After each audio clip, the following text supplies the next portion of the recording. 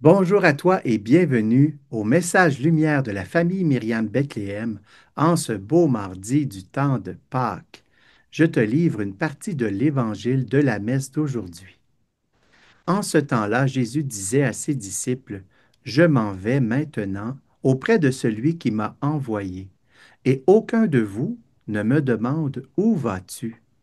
Mais parce que je vous dis cela, la tristesse remplit votre cœur. Pourtant, je vous dis la vérité, il vaut mieux pour vous que je m'en aille, car si je ne m'en vais pas, le défenseur ne viendra pas à vous, mais si je pars, je vous l'enverrai. Cette parole du jour nous amène sur le terrain du deuil, de la séparation. Et ceux parmi vous qui ont accompagné un ou une proche dans une maladie terminale jusqu'à la mort comprennent bien ce sentiment, mais il n'est pas obligatoire d'avoir vécu la mort d'un proche pour faire l'expérience de ce qu'est le deuil dans nos vies. Laisse-moi te raconter une petite histoire sympathique qui me fait encore sourire aujourd'hui. J'étais allé faire une sortie de quelques jours en compagnie d'un couple d'amis et de leurs enfants. Et pendant la première journée, nous avions beaucoup de plaisir, ça paraissait dans tous les visages. Mais tout à coup, une des petites filles a éclaté en sanglots. Elle était inconsolable. Sa maman a fini par réussir à la calmer un peu et lui a demandé ce qui lui avait fait tant de peine. Et elle nous a dit en continuant de pleurer qu'elle aimait beaucoup sa sortie, mais qu'elle savait qu'après 3 jours ce serait terminé et qu'elle serait triste de devoir partir. Imagine, on est à peine au début et on pleure déjà pour la fin. Il a fallu qu'on lui explique que oui, il y aurait un moment pour partir, mais que ce n'était pas encore le moment, et que si elle profitait bien d'ici là de chaque instant, le départ serait bien moins difficile, car avec la tristesse seraient mélangés de jolis souvenirs, de belles expériences qu'elle pourrait apporter avec elle, mais qu'en ce moment, elle n'était pas encore prête. Laisse-moi te dire que c'était une enfant raisonnable et que même maintenant, à 19 ans, elle est devenue une jeune fille très raisonnable. Alors elle a accepté ce défi et elle a eu une très belle sortie et même à la fin, elle n'y pensait même plus, tellement elle avait aimé tout ce qu'elle avait vécu. Cher instant présent, cher fur et à mesure, encore une fois, tu es la réponse à notre besoin de confiance, de paix, d'abandon.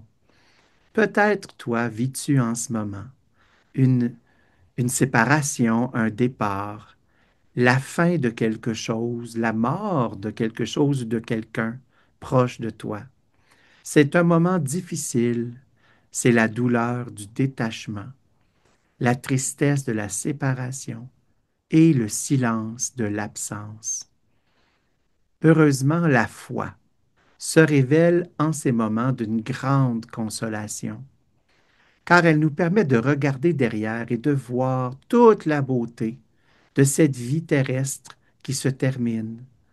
Elle nous permet surtout de laisser partir la personne. Elle nous aide à être libres des attaches émotionnelles trop fortes qui nous empêchent de remettre cette personne au Seigneur.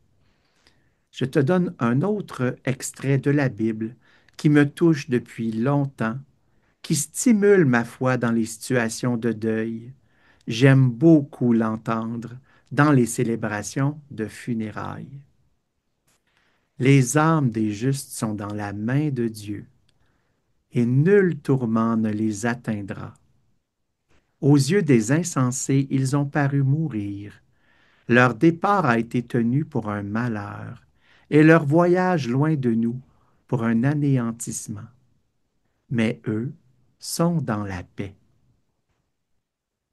Avec espérance aujourd'hui, osons, veux-tu, confier les membres de nos familles qui sont partis et aussi nos amis décédés à la bonté du Seigneur. Et on peut aussi confier aux saints et aux saintes de notre grande famille Église nos soucis quotidiens, nos attentes, nos combats. Eux aussi sont là pour nous. Par la communion des saints, nous croyons que nous restons liés les uns aux autres comme les membres d'un même corps, nous continuons de marcher ensemble dans la même direction qui est l'étreinte éternelle de la Sainte Trinité.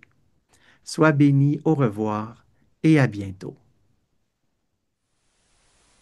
Jésus.